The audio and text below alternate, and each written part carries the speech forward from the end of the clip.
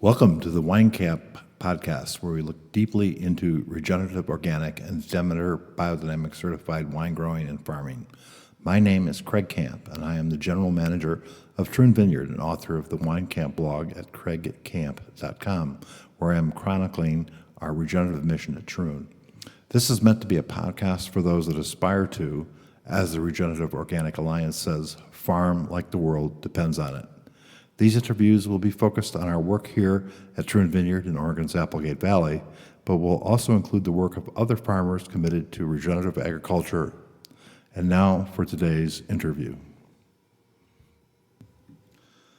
Hello and welcome to Troon Talk, where we dig deeply into biodynamic and regenerative organic agriculture and wine growing. Today we're talking to winemaker Nate Wall, who joined Troon in 2018 and has since revolutionized our winemaking. Today we're going to be talking about native yeast fermentations, which are a basic part of his winemaking philosophy, and we'll probably also discuss at some point the term natural wines, which is not his favorite. He just prefers to describe his style as minimalist winemaking. So welcome, Nate, and could you tell us a little bit about yourself and how you came to Troon before we get started on native yeast? Absolutely, yeah. Thanks, Craig. So this is one of my favorite topics. I loved, we joke that it's always a good day when you can use the word microbes as often as possible. So that's going to happen a lot today, so it'll be a good day. My particular interest in microbes is because my background initially was in molecular microbiology. So in undergrad, I kind of spent my undergrad looking at how different microbes altered the environment, doing some research into a lot of this was, at the time we were just starting to get the tools of looking at environmental, of microbes out in the environment. A lot of these things aren't culturable in a lab, so it was very difficult to study what was going on in a complex, environmental system, and we were just starting to get some of the scientific tools to do that. And what we were finding early on there is a lot of what we thought of as physical processes, like kind of chemical processes, were actually all being biologically mediated by these bacteria and microscopic fungi that were out in the environment. And so we thought of these processes as purely chemical, like some of the weathering reactions in rocks, or I was actually looking at some calcification in a certain type of plant so basically this plant forms a calcium carbonate, almost like a shell, like similar to some marine organisms, but people were initially trying to figure out how the plant would do this, because that's not something plants typically have the ability to do. And it turned out it wasn't the plant; it was these microbes living on the surface of the plant, like this biofilm coating the plant was in fact what was creating these calcified layers of the plant, which the plant needed. It was this beautiful symbiotic relationship between the plant and these microbes that were calcifying it. Very similar to how we're finding all these cool relationships with plants and the mycorrhizal fungi and different bacteria and fungal communities that have these symbiotic relationships with the roots of plants, things like that. So that was some of the stuff I was looking at early on. And so when I went to grad school, I really liked studying things in the environment and seeing what was happening. But then in grad school, I did environmental engineering. And so this is how can we look at ways of making those microbes in the environment do stuff that we want them to do. So looking at, if you have polluted areas that need cleanup, there's often ways that's called in situ bioremediation, different ways, different levers you can try to pull and exert some control over what microbial communities are present in a certain area, and you can convince them to start degrading toxic compounds and making benign substances from it. So be that in contaminated underground drinking water aquifers, or it could be above ground like stormwater or other polluted runoff or things like that. You can use microbes to create these reactions in nature that you want to see. Initially, we were looking at stormwater treatment wetlands, for example, and the plant communities that you grow in those wetlands are important, but it turns out what's almost the most important thing is having all of these emergent vegetation, all of these plants growing in the water to have a place that can get colonized by bacteria. So it's these biofilms that are doing a lot of the treatment, doing a lot of the cleaning up work. So it all comes down to microbes. And so that's kind of how I always had this focus on the power of the unseen. And then when I later, my grad school was actually in UC Berkeley, so I was right near Napa-Sonoma wine country and had started kind of dabbling in wine at the time. Took me some years later to fully commit and making a career shift away from environmental engineering, but the power of microbes always stuck with me. And so, now looking at these native yeasts and these kind of spontaneous fermentations and all the complexity inherent in a more natural system, even in a winery, is what's been really interesting for me. Well, you've worked now through the Willamette Valley and now Southern Oregon, and during that time, you've worked both with cultured and indigenous or native yeasts.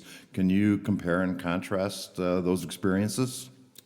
Yeah, so I think it starts with a pretty big philosophical divide between, on the one hand, with the cultured yeast, you're trying to create a situation where there's where the winemaker has a lot of control, and the winemaker has the ability to exert, a so-called like winemaking style onto a wine. And so in some brands and some types of wine, that consistency is important, not just from vintage to vintage, but also from product to product. There's like a thumbprint of a winemaking style on that wine, and people can get to know that style, and some people look for that style. And so that's why you would use the cultured yeast. I mean, it allows you to have that control, and it allows you to create this consistent flavor profiles, even throughout wildly varying vintages.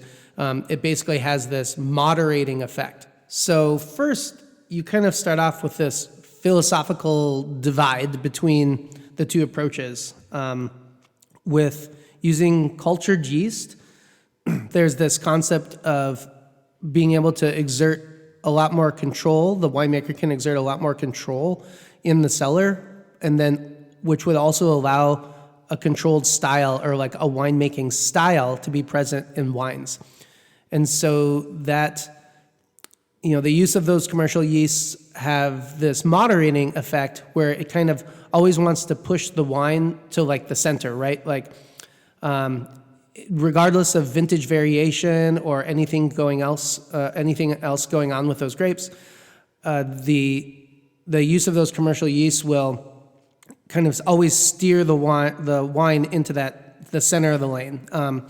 And if you are building a brand based on consistency, not just of the same wine from vintage to vintage, but also across your entire portfolio, where this like signature or thumbprint of a winemaking style is important, that's why you might choose to use the cultured yeast.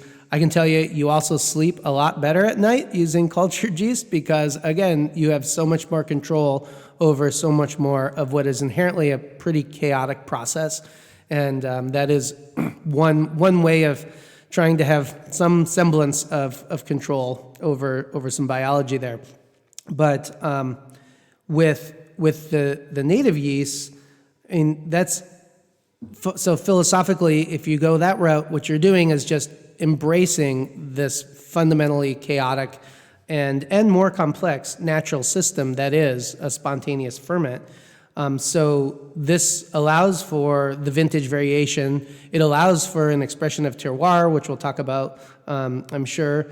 But then you end up ceding a large amount of control away from yourself as the winemaker, and basically giving that control to this complex soup of microbes that are present in your wine. So I guess first off, it's really that understanding of control in the cellar and the role of the winemaker in the process of making wine.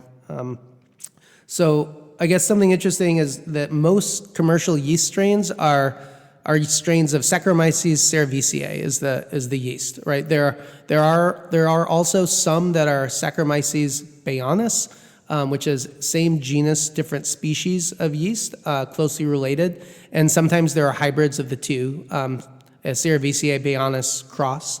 But the vast majority of the commercial yeasts are Saccharomyces cerevisiae, and like I like to say that commercial yeast strains are like breeds of dogs, right? So just like Canis familiaris, your local pet dog, that would be the Saccharomyces cerevisiae. But even within Canis familiaris, you have Chihuahuas and you have Great Pyrenees, right? So these yeasts, just like dogs, are bred for different purposes, and they generally do one thing like really, really well.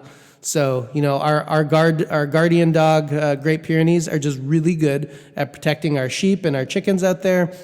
They do a great job of what they were bred to do, and they just do that fundamentally. Whereas a Chihuahua is just going to sit on your lap or maybe bite your fingers, whatever Chihuahuas do. But, really, really different animal, yet they are identical species. And so, you've got that going on. I guess the Saccharomyces bayanus would be like Canis lupus in this example. They're, a wolf, closely related, but slightly more wild. But again, though, these things do one thing really well, and so for that consistency and for that assuredness of what's going to happen, that's why the commercial yeasts are beneficial. But if you're looking for depth and complexity and kind of trying to avoid this like one-hit wonder mentality of commercial yeasts, then you need to look into more complex microbial situations, which is what you get when you use native ferments and embrace all of the microbiology that's coming in on those grapes from the vineyard. Well, that leads us right to Troon and the choices you've made here to use native yeasts. What really led you down that path? Yeah, well, first off, I guess the first thing to note is that any wine that has a biodynamic wine designation, so there are actually two biodynamic designations for wine in the United States. There's biodynamic wine, which is the highest tier of biodynamic wine, and then there's also made with biodynamic grapes. All biodynamic wine is required to be fermented solely with indigenous or native or spontaneous. These terms are kind of used interchangeably, but non-inoculated ferments. So if you are striving to have a wine that's ultimately labeled as a biodynamic wine, that is a hurdle that all of those wines must go over, is that the requirement is they must be fermented with the indigenous yeast from that area. And the reason Demeter, the agency behind biodynamic certification, the reason Demeter requires that is also the same reason I am interested in using spontaneous fermentations, and that is biodynamics is sometimes seen as a lens that helps to focus terroir or that sense of place in a wine. And it is that sense of place, that uniqueness, that makes wines, gives them a voice, gives them something to say. And that is what you get from these spontaneous ferments. You're using everything from your site, including, not just the grapes that are grown there, and or I like using stems, for example, including stems or quote whole cluster in the fermentations. So that's using more components of the vine, but using the microbes that came from your soil, from your vines, that is indigenous to your farm. That is very important in giving leading to that sense of place in the final wine. What we're starting to learn with some of these microbial studies that look at differences across vineyards and looking at the vineyard microbiota, and then taking that into the cellar and looking at how what you have in the vineyard may influence what's in the cellar. We're finding that a lot of what we think of as terroir, which had often been spoken about more in terms of geology and soil, appears to be largely microbial, kind of going back to how I started talking about how a lot of what we sometimes think of as geological or chemical in nature is ultimately biologically mediated. It's ultimately, there's bacteria, and there's microbes involved. A lot of what we're finding about this whole sense of uniqueness in wine is that it's probably coming from the microbes. And yeah, you're going to have different microbial communities that live in different soil types and different climates. So yeah, it is related to soil and geology and climate, but the thing that's probably making that thumbprint of, hey, why do wines from the same region taste similar? It's probably coming down to microbes. So with biodynamics, you have this concept of a whole farm as an ecosystem, right? And it's this farm organism. And so if you're making wine from a biodynamic vineyard, you really want to express that entirety of that farm organism in those wines. Like, you want to be able to taste this farm as opposed to the next farm. And so the use of spontaneous fermentations to include all of that native microbiota, which is probably the carrier of terroir, of the sense of uniqueness, is just really, really important. And that's why we've done native ferments on all of our wines here, and we'll kind of never look back. That's just such an important component of making wines that are truly unique. You've touched on some of these things, but as a winemaker, what do you see as the greatest challenges and the greatest advantages of native ferments? Yeah, so the challenges are many and varied. Going back to what I was speaking about in terms of seeding control, I mean, in any given lot that comes in from the vineyard, you don't really know what's present there. Short of doing like shotgun DNA sequencing of every single lot you bring into the cellar, it's difficult to know just how complex that microbiota, that microbiome is that's in your must, your kind of pre-fermentation juice. You don't really know what's there, and it's hard to know what is going to start dominating when. So I shouldn't maybe say traditional, I guess what has become traditional in the last 50, 80 years is for when grapes come into the winery, you add a lot of sulfur dioxide, which basically sterilizes the juice. So anything that came in after this addition of SO2, pretty much just dead. So now you just have sugar water in the juice, but nothing alive in there, and that's why you can wait then for a little while and then inoculate with your chosen yeast, so that 99.99% of all living things in that wine is that clones of that one microorganism that you've added there. Whereas if you do not use sulfur at crush, like we do not add any sulfur until before bottling, you have the entire microbial community intact. So we're finding the diversity here to be pretty astounding. The more you start scratching at something, the more layers are revealed.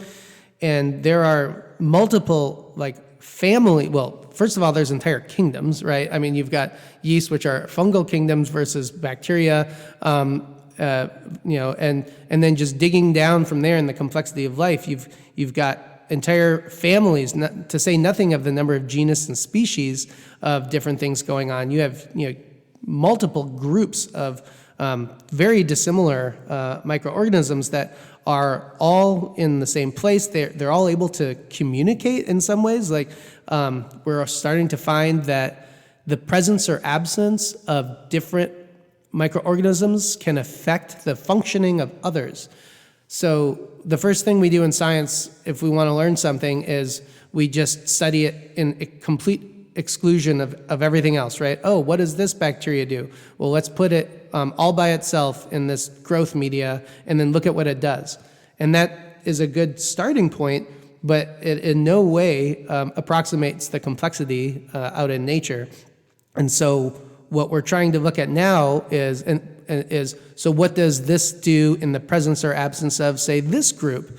And what does it do without this other group? Or what happens if we have 3 or 4 or 5 or 6 different groups together? How does that change the metabolism or the gene expression of different things? And so what we're finding is that these complex groups of microbes interact and react very differently than any of them do in isolation.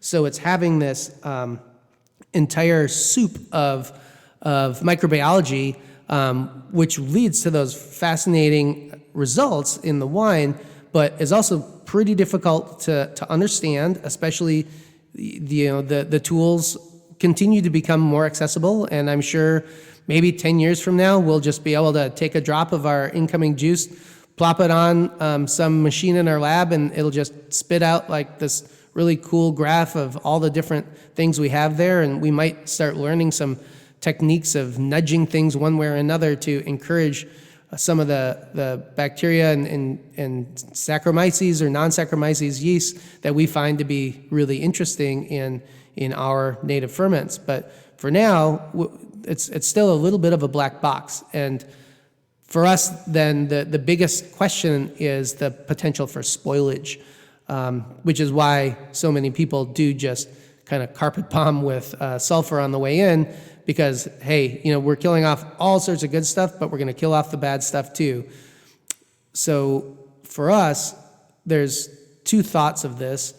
One is that we have a balanced microbiota going on in our vineyards. Like everything we're doing with our regenerative organic farming, our biodynamic preparations, what we are encouraging are healthy and diverse populations, not just above ground biodiversity of plants and macroorganisms, but also diversity below ground in the soil and in all of the microbiology that's coding, all living things. I think people have found out how fascinating it is that we're, 80% microbe and only 20% human. I mean, that's like kind of really shifts your thinking on the importance of microbes out there.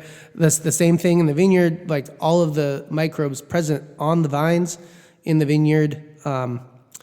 That's just adding to this resiliency and this healthiness, right, of what we have present when the juice comes in. So knowing that we come from this place of health and strength in the vineyard, that allows us to be a little less concerned about the potential for spoilage, because we trust that there is less spoilage present. In the same way that you think about tillage, for example, or on-the-vine spraying, when you look at some of these immaculate vineyards where it's just vines coming out of bare earth, like there's not a blade of grass in the vineyard, it's just these vines coming out of perfectly manicured bare dirt. If anything is going to grow in that situation, I can guarantee you it's going to be a weed, right? That is not a healthy situation. You've killed off any possible balance that ecosystem could have of creating a healthy community in that location. And generally, things that colonize voids are undesirable from the human perspective. So if you have a void space like bare dirt, generally what colonizes that the most quickly is a weed species. Well, in the same way, if you have void spaces, microbiologically speaking, in a wine or in an incoming juice, probably what's going to colonize that is the weeds of the microbes, which for us would be spoilage bacteria. If that's not the case, though, if you have all of this diversity in place, it's likely that you're going to avoid, there's no space for those weeds to come in. So inherently trusting in the microbiology we bring in from the vineyard can really help with that. Another big thing for us, though, is to address that challenge is the one thing we do add to our fermentation is dry ice. And so the use of CO2 is, I think, a critical component in making so-called like clean natural wines, in that we really need to provide that carbon dioxide in advance of when the fermentation will start doing it itself. So it's those first 5 to 6, 7 days. Well, for us, it's a quote ambient soak. We don't do a cold soak per se, but we harvest grapes in the early mornings. It's quite cold here. The grapes come in nice and cool. As we process those, either destem them or add some whole clusters, sort them into the fermentation vessels. We add dry ice as we're filling up that fermentation vessel, and the dry ice is basically excluding a lot of the oxygen in there, and most of the spoilage microorganisms that can be found in wine are aerobic, so they need air to exist.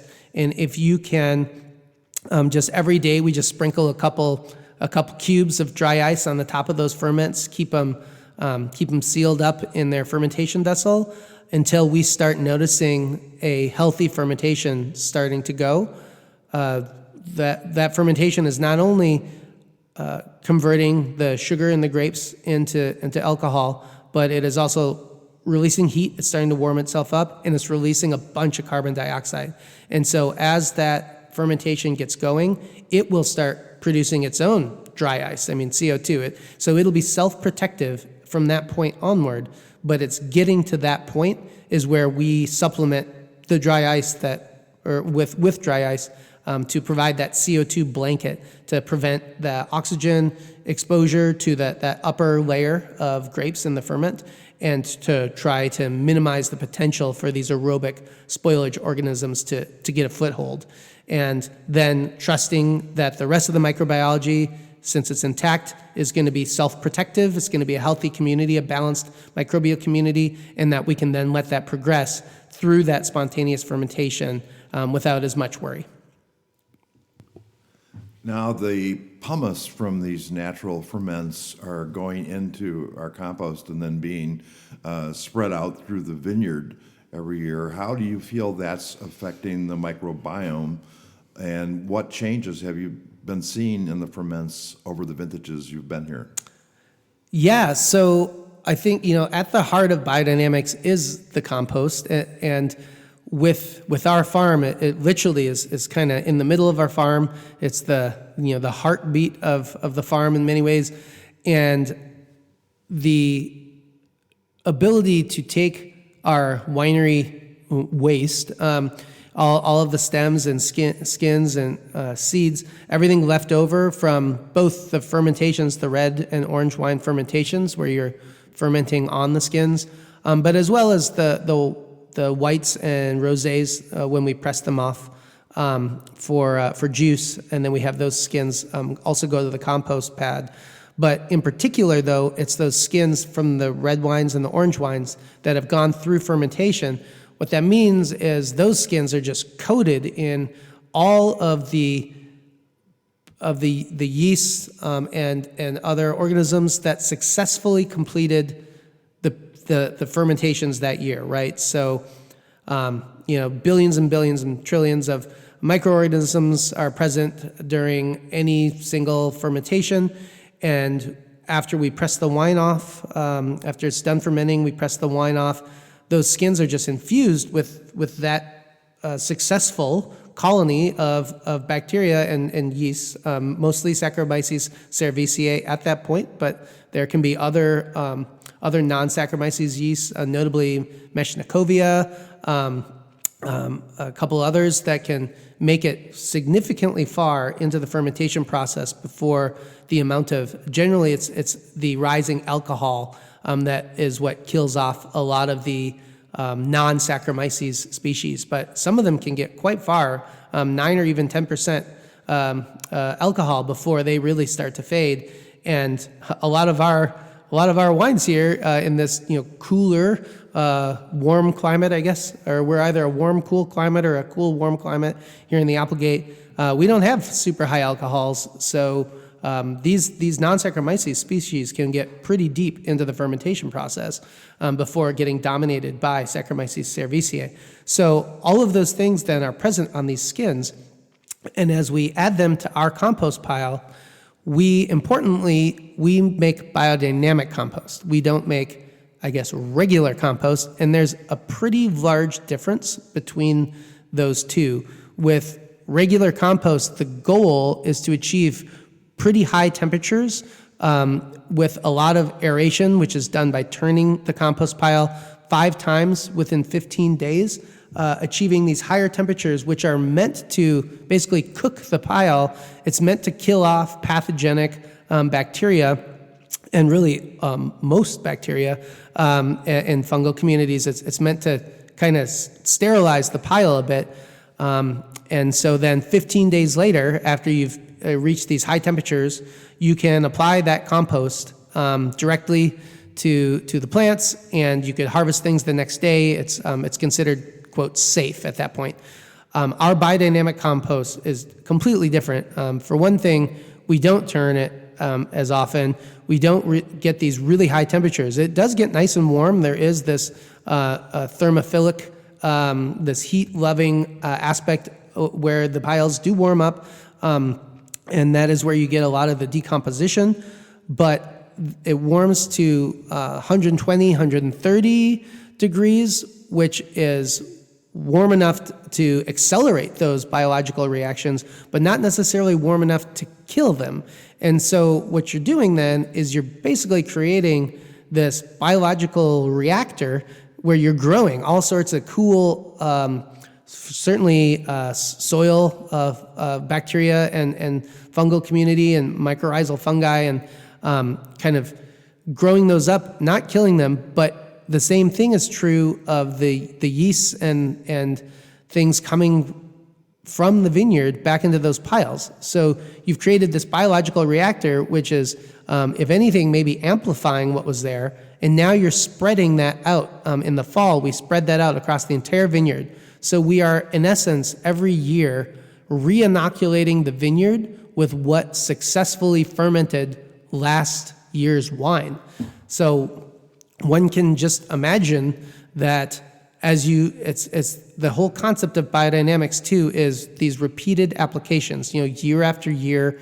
Any one thing that you do may not make a huge difference, but it's the rhythm of it, and it's the cycles and just that additive nature of year after year. You're adding back this complex microbial community that came from all over the farm, but also from the winery. And so one could presume then that some of that is going to survive, so that next year some of that community that successfully fermented last year's wine is going to just take off that much faster, right? And it's going to be more present than it was the year prior. And each year that you keep doing that, it keeps adapting and changing, perhaps. I mean, different years definitely do have different fermentations. You note differences in the spontaneous ferments.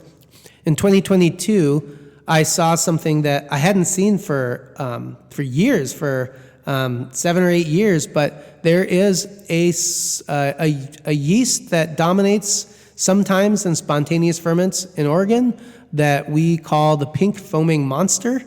And for very obvious reasons, it is an incredibly active yeast. And it creates this copious amounts of foam that if you filled your fermentation vessel a little too full, like there's just gonna be foam everywhere. It's gonna overflow the tank, overflow the bin, because this is just what it does.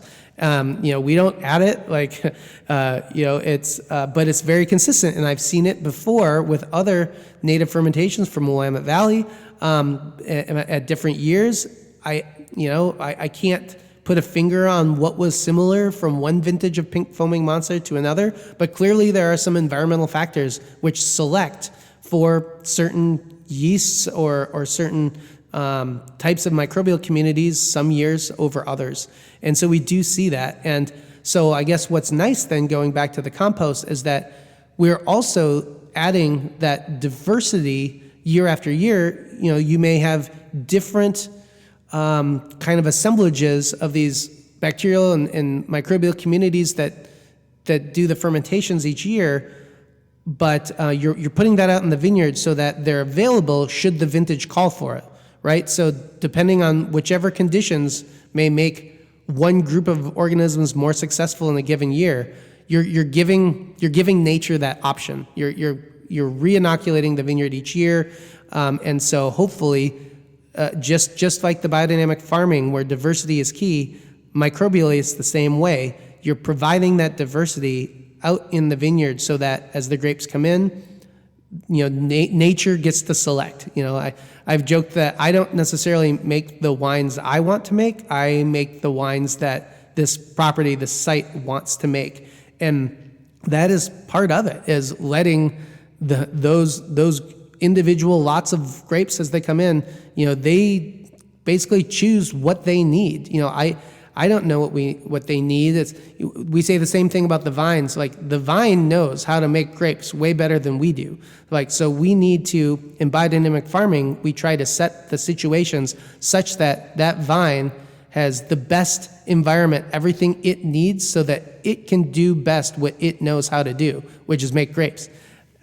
Similarly, with a spontaneous ferment, let's set up, those microbes know what they want to do. They want to eat that sugar. Luckily for us, they turn it into ethanol, into these amazing flavor and aroma compounds that we just find endlessly fascinating in the wine.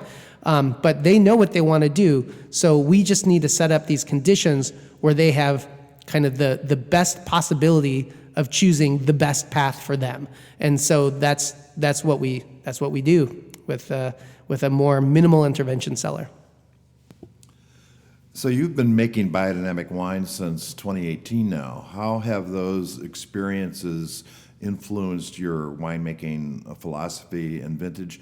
And what does it mean to you personally to be able to make wine in this way? Yeah, so I think making wine, biodynamic wine, I personally find very fulfilling because it does have a unique voice that does carry through vintage after vintage. You can taste that sense of place, that terroir. I mean, we've talked about why do many winemakers go into biodynamics in the first place? And it's often because they've tasted a bottle of wine and just been like, wow, like, what is going on here? They spin the bottle around, see what they can find out about it, and they're like, oh, Demeter, this is a biodynamic wine. And then it happens again. You spin that bottle around, it's like, oh, yep, that's Demeter again. There's something to biodynamic wine that's just inherently special, unique. It makes you sit back and you're like, I want to know more about this wine. This wine has a story, and it is telling it to me in the glass, and I want to know more about that wine. That's what biodynamics can do in wine. And after making biodynamic wine now for several years here at Troon, we get to see that story play out. And so it's endlessly fascinating each year seeing the similarities and the differences that you get from making wine in this way. But at the end of the day, it always comes down to a very unique expression of some aspect of our property. And that's why I'm really excited, actually, as we go forward into this new era of Troon, where we're starting to get a lot more grape varieties that we have planted, either the same varieties in different parts of our property, different soil types. We'll get to see how all of those express themselves differently based on all of these factors we've been talking about. How are these wines, like, what wines do they want to be? And how are they going to be different than, Syrah from the northwest corner of our property? How is that going to be different than Syrah from the southeast corner of our property, or vice versa? Like, how do these vines that are growing, in some cases just hundreds of feet apart, possibly in different soil types, how do they express themselves differently?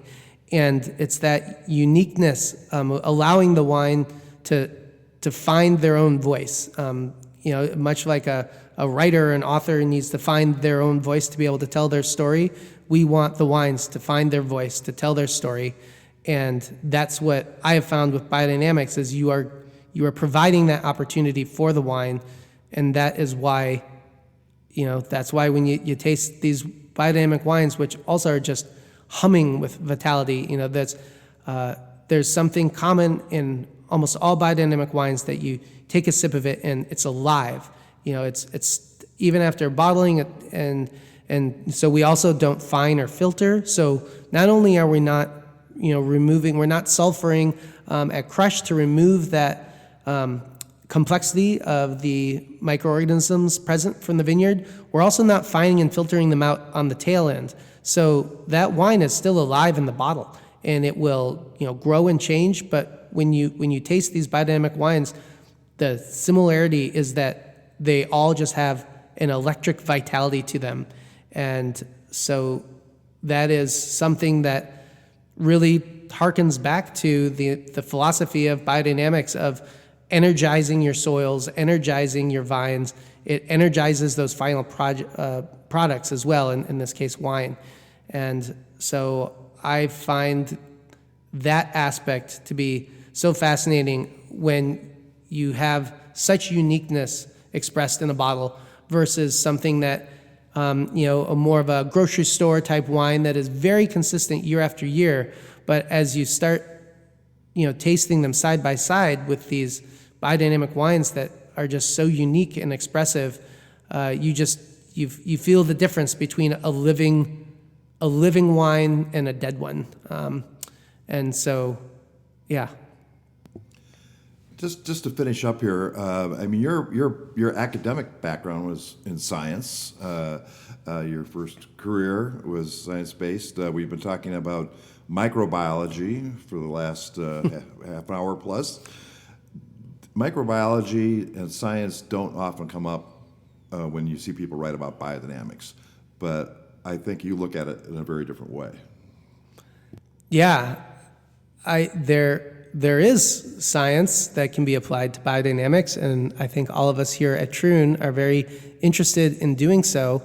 Biodynamics came about in the 1920s, and it was from a basis of, more almost like ancient Greek philosophy in terms of the power of observation. So before there was these scientific tools, the ancient Greeks and Romans had to really use their powers of observation keenly to try to discern things about the natural world and try to see patterns and try to make some sense of what they found themselves living in.